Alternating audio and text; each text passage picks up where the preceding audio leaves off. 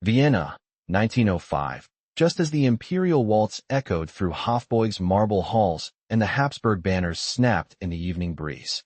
The ballroom glittered with light and mirrors, but Mairen Whitlow felt none of its warmth. Her corset was tight, her gloves stifling, and every step she took was shadowed by duty. At 19, she was no longer the girl who read poetry beneath linden trees. She was the Archduchess Mairen, only daughter of Archduke Leopold, and tonight she was being presented to the court again as a sealed promise to the Archduke of Saxony, a man twice her age who smelled of brandy and mothballs. She stood near the colonnade, back straight, smile fixed. Then the ballroom doors opened, and the air changed. He entered without ceremony, though his uniform bore the scarlet and gold of the imperial army. His boots shined, his posture rigid. His dark hair was swept back, his face unreadable. General Rhys Ellery. He was 31, a decorated commander from the Southern Front, and the Emperor's reluctant sword. He wasn't supposed to be here. General Ellery, someone whispered. But he's under reprimand. Mairen turned slightly, enough to watch him stride toward the dais. His eyes did not drift to her. Not yet. But when they did just once, a glance as quick and sharp as a blade, her world tilted. Later, she stood by the garden terrace, away from the music, the laughter. The scent of lilacs drifted on the breeze. "You don't dance," he said behind her. She didn't turn. "Neither do you." Rhys stepped beside her, careful not to touch. "Yet here we are." "You were stripped of command," she said, voice low. "I resigned," he corrected, "after refusing to burn a village." Silence stretched. "Why come back?" she asked. He looked past the trees, toward the Danube. "Because the Emperor commanded it. And because the court needs reminding that not all uniforms carry blind obedience." She glanced at him then. "That's dangerous talk. I've lived through worse." They stood in quiet, the kind that hummed with things unsaid. Then a servant passed with a silver tray. Mairen lifted a glass of cordial. Rhys took one too, though he didn't drink. "He wants me wed to Saxony," she said, eyes on the stars. "A political tether. And what do you want?" She met his gaze. Not him. The next morning, she found a folded scrap of parchment tucked beneath her breakfast napkin. It was unsigned, but unmistakable. "The lilacs bloom again tonight. Come if you wish to speak freely." That evening, she slipped past her maid, through the tiled gallery, into the shadowed gardens. Rhys was already there, coat unbuttoned, medals gone. He looked nothing like a general, just a man with tired eyes and strong hands. "You shouldn't have written," she said. "You came," he replied. They sat on the bench beneath the lilac tree. He didn't look at her, only spoke. "My family was nobody. Farmers near grass. I joined the army at 16 to send money home. I rose fast. Too fast, some said. And now I'm a rebel in dress uniform," he said, a hint of bitterness. "The court parades me to keep the people quiet. But I'm not quiet, Mairen." The way he said her name made her chest ache. "I'm not either," she said. And then a brush. Her gloved hand grazed his, a whisper of touch. He didn't pull back. "I shouldn't want this," she murmured. "Neither should I." But neither moved. The next weeks passed in fragments. A smile across the throne room. A brief touch as he handed her a note. A shared glance during a state dinner. Always hidden. Always perilous. One night, as a storm rolled over the city, she found shelter in the chapel cloister. He was already there, rain dripping from his hair. "I shouldn't have come," she said. "I told myself the same." They stood in the candlelight, the scent of wax and wet stone thick in the air. She stepped closer. "You were my secret tutor once," Mairen said softly, remembering the winter he'd been assigned to instruct her in military strategy before he became inconvenient. "You were better than half the generals," he said. "Smarter than all of them.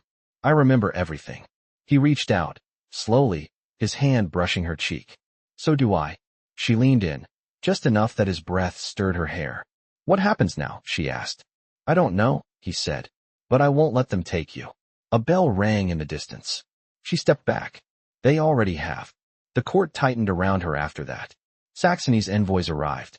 Her father spoke of dowries and treaties. Guards shadowed her steps. But Rhys did not vanish.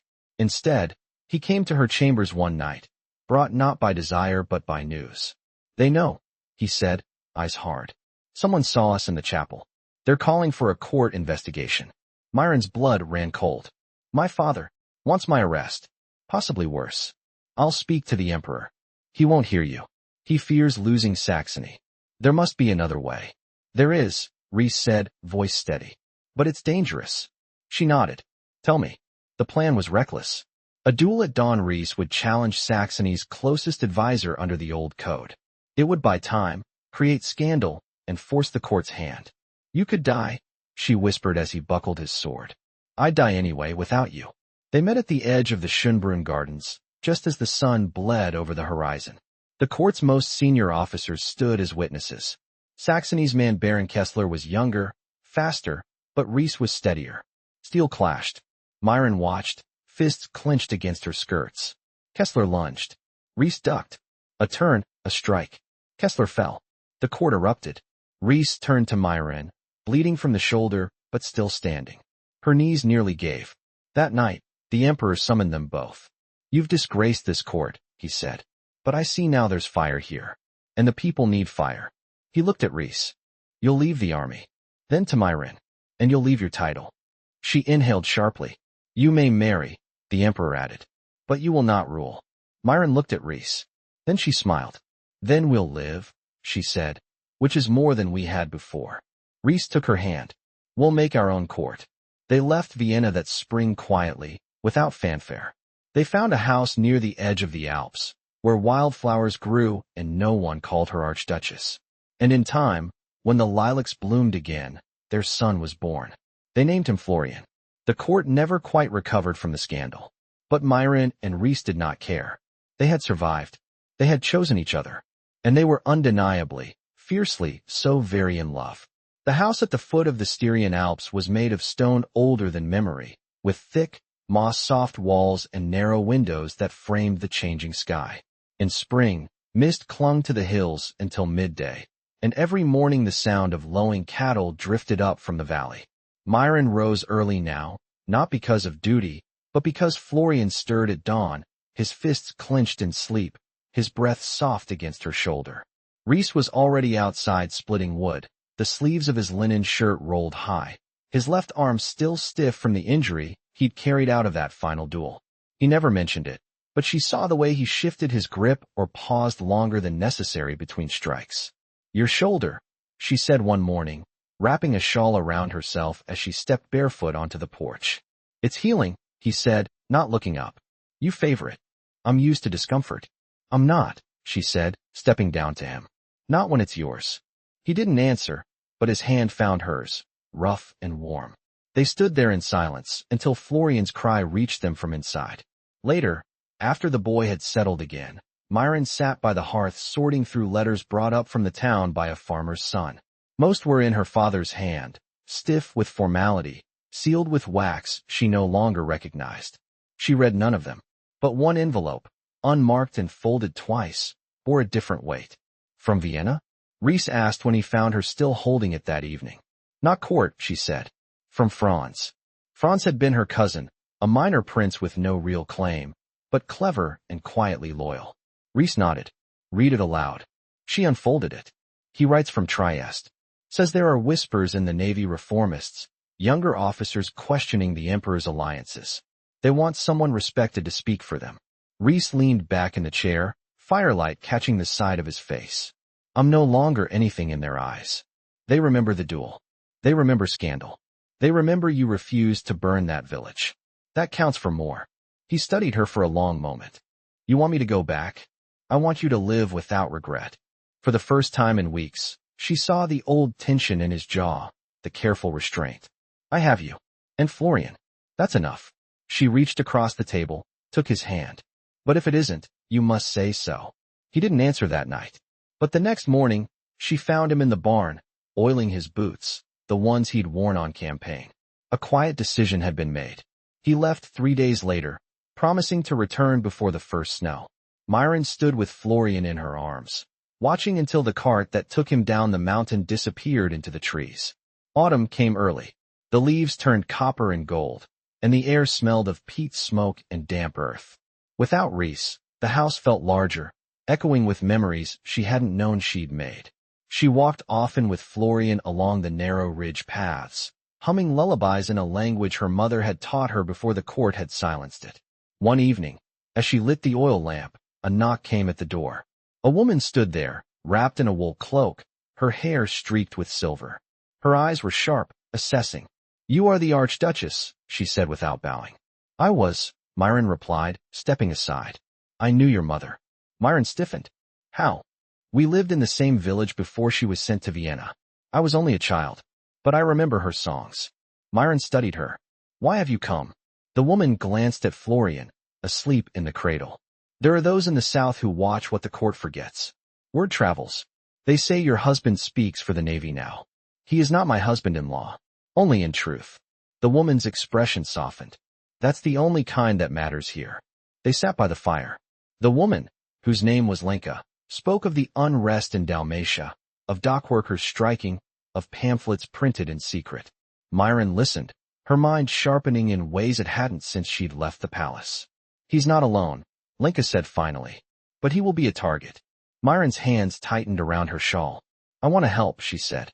Lenka nodded. "Then come with me." They left before dawn 2 days later, leaving Florian with a woman from the village who had nursed 6 children and lived next door. Mairen kissed his forehead with a promise in her chest. She carried no jewels, only a wool dress, a satchel, and a letter Rhys had sent weeks ago from the port at Pola. The journey south was long, winding through forests and across mountain passes. They traveled on foot when they had to, by cart when they could. Along the way, Mairen saw a different empire than the one she had known, one of hunger, of quiet resistance, of faces lined with both fatigue and resolve. They arrived in Pola at dusk, the sea turning violet beneath a sky streaked with clouds. Ships bobbed in the harbor, and the salt wind carried the clang of bells.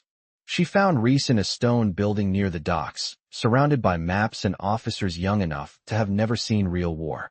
He looked up as she entered, and for a moment, time halted. "You came," he said. "You left your boots," she replied.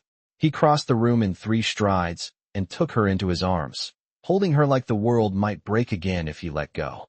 "I couldn't stay behind," she whispered. "I didn't want you to." They stood there as the sea breathed outside the window, the lights of the port flickering below. And for the first time since they'd left Vienna, they felt the future pressing close, not as something to fear, but something they might shape together.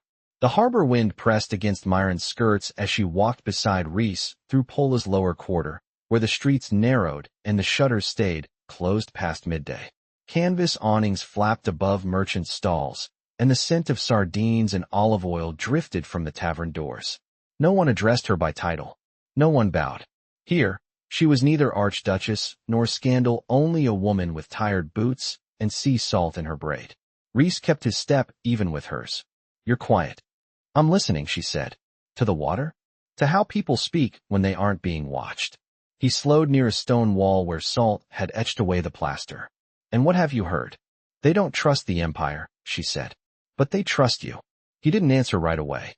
"They're cautious," he said finally. "But they've seen who bleeds for whom." She touched the worn hilt of a saber hanging from a nail. "And you believe they'll follow you?" "I believe they'll follow truth." They turned left into a courtyard shaded by fig trees. A boy of 13 stood guard near the entrance, chin lifted in practiced defiance, a wooden rifle strapped over one shoulder. He nodded to Rhys and stepped aside, revealing a low door behind a hanging sheet of sailcloth. Inside, the air was thick with ink and ash. A press groaned in the corner, turning slowly with every pull of the lever. 3 men hunched over typeset trays, arranging letters by candlelight. A woman with broad shoulders and ink-stained fingers turned as they entered. "You're late," she said to Rhys. "I brought her." The woman's gaze fixed on Mairen's face. "So you did. Is there a name I might use?" Mairen asked. "Zlata," the woman said. "I run this press. We print what the capital burns." She handed Mairen a sheet, still damp. It read, "The uniform does not own the man. We're sending it north," Zlata said. "To the barracks in Olmütz and Graz. There are officers who remember Ellery's tribunal. They'll read it." Mairen traced the words with her thumb. "And if it's intercepted?" "Then we print another," Zlata said. "And another after that." Later, in the upper room of a house above the shipyard, Mairen sat with Rhys by an open window. The sound of hammering drifted from below, echoing off the hulls of half-built warships. A kerosene lamp flickered between them. "I want to write something," she said. Rhys raised an eyebrow. Something with my name on it. You're not safe already. If I remain silent, I disappear. I gave up the court. I won't give up my voice. He studied her. What will you say? That the bloodline of a throne is no more sacred than the breath of a child in a fishing village. That the empire is not a crown, it's the people who carry it. He didn't speak for a long while. Then I'll stand beside it, he said. If you write it, I'll see it printed. She reached out and touched the scar at his collarbone, the one earned long before they met. I'm not afraid of what follows. You should be. I was raised in a golden prison. I know fear. What I want now is to be useful. Rain came in the night. The roof leaked near the far corner, and she rose to place a basin beneath the drip. Rhys stirred, eyes half closed. Leave it, he murmured. It'll warp the floor. We don't own the floor. We live above it. That's enough. He reached for her hand, drawing it to his chest. You never belonged behind a wall of servants. I did once, she said, but only because I didn't know what stood beyond it. In the morning, Zlata handed her a stack of blank parchment, rough-edged and smelling of resin. Mairen wrote with a pen Rhys had carried since his early commission, its nib worn to the angle of his grip. Her words were precise, her lines steady. When she finished, he read it once, then folded it slowly. I'll deliver it myself, he said. She watched him go, his coat pulled tight against the wind. The next day, soldiers arrived at the press. Not in assault, but in silence. One by one, they entered the courtyard. Some carried uniforms in bundles. Others bore nothing. No orders, no insignia. Just eyes that had seen too much and mouths that refused to lie anymore. Zlata nodded to Mairen across the printing table. They've read you. By dusk, the first broadsides rolled off the press under her name. Not signed in full, but unmistakable in voice. Once I was born to rule. Now I choose to serve. Rhys returned that night, boots soaked, eyes rimmed red from wind. They're listening, he said. You were always worth listening to, she replied. He knelt beside her, pressing his forehead to her knee. I never thought peace would look like this.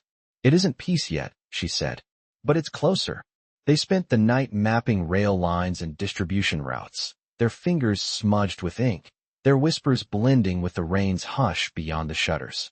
And when the sun rose over the Adriatic, they stood at the balcony together, watching the water shimmer like hammered silver. They had not shattered the court to vanish into silence. They had shattered the court to be heard. The garrison at Cattaro, nestled in the cliffs above the bay, had long been a quiet fortress, its cannons more ceremonial than threatening. But when Mairen arrived with Rhys in the last week of November, the air was charged. Not with gunpowder, but with restraint. The kind that lives in the pause before a fault line breaks. The local commander, Captain Diemel, greeted them with a stiff nod, his uniform missing its epaulettes, his fingers ink-stained. I've cleared the West Barracks, he said, leading them past a rusted gate. No one slept there in years.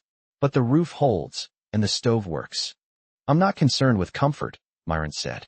You'll need warmth soon enough, he said. Winter here turns stone cruel. Inside, the walls bore the faded outlines of old regimental banners. A single iron bed frame had been dragged to one corner. Rhys set down their traveling satchel, then turned to the captain. Who else has pledged neutrality? So far, only the coastal posts. Inland's harder. Officers there have families in Graz, Salzburg, Vienna. They're waiting for a shift before they move. They won't move unless they see someone already standing. That's why you're here, Diemel said, and why they'll be watching her. Mairen unpinned her cloak and tossed it across the cot. Let them. I've been watched all my life. At least now I decide why. That evening, as she stood beside the outer ramparts with a shawl drawn over her shoulders, she saw a column of torchlight moving along the switchback road below. Diemel joined her, arms crossed against the wind. They're not military, he said. Civilians coming down from the villages. Word travels faster than orders. What do they want? To see if the stories are true. That the general who refused to kill and the archduchess who vanished now stand together. Mairen didn't answer. The torches moved slowly, like a procession, not a march. Later, in the stone-walled mess hall, Rhys unfolded a worn chart on the table between them. It showed the southern provinces, their borders etched from old surveys. A red line had been drawn from Pola to Cattaro, then onward to Sarajevo. The rail corridor there is critical, he said. They'll defend it. They already are. But not from us. From whispers. From the idea that something's shifting. Mairen traced a ridge drawn in faded ink. What happens if the Emperor sends an envoy? He won't. Not yet. And when he does? Rhys looked up. Then we show him this isn't treason. It's reclamation. She turned her hand palm up on the table. He set his own over it, the calluses rough against her skin. Do you still see them? She asked. He blinked once. Who? The ones you couldn't save. A long silence stretched between them. Yes, he said. Not when I'm awake. But sometimes in the hour before dawn. She nodded. I hear my mother's voice then. You never speak of her. She was too proud to kneel and too quiet to rise. She taught me to read before I could walk, but never told me what it meant to be read. Rhys kept hold of her hand. What would she say if she saw you now? She'd say I waited too long. The next day, the villagers began arriving in earnest. Not with petitions or protests, but with gifts, baskets of dried apples, wool blankets, carved beads strung on thread. No one asked to see papers. No one spoke of courts. A girl of about 7 pressed a bundle of wild thyme into Mairen's hand and pointed to her mother's locket. She says you wear the same eyes, the woman translated. Dark like storm water. Mairen knelt, brushing a curl from the child's cheek. What's her name? Milena. She reminds me of someone I haven't met yet. The mother tilted her head. Who? My daughter, perhaps.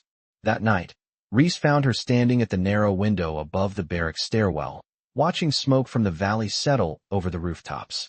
You always stand in silence when you're about to do something bold, he said. I'm writing again. Another broadside. A letter. To the Emperor. Rhys leaned against the stone frame beside her. You think he'll read it? I don't care if he does. But I want it to exist. I want him to know I'm not asking to return. I'm telling him I never left. He nodded slowly. Will you sign it? I'll seal it with my name. The one they gave me, and the one I chose. She turned to him, and in the lamplight, for the first time, he saw something unbreakable behind her gaze, not defiance, not hope, but conviction. Whatever comes, she said, I won't vanish again. Then let them come, he said. They'll find we built something they can't dismantle. And as snow began to fall along the ridgeline, the garrison walls held not because they were stone, but because within them lived a truth too long silenced, and a love no decree could unmake.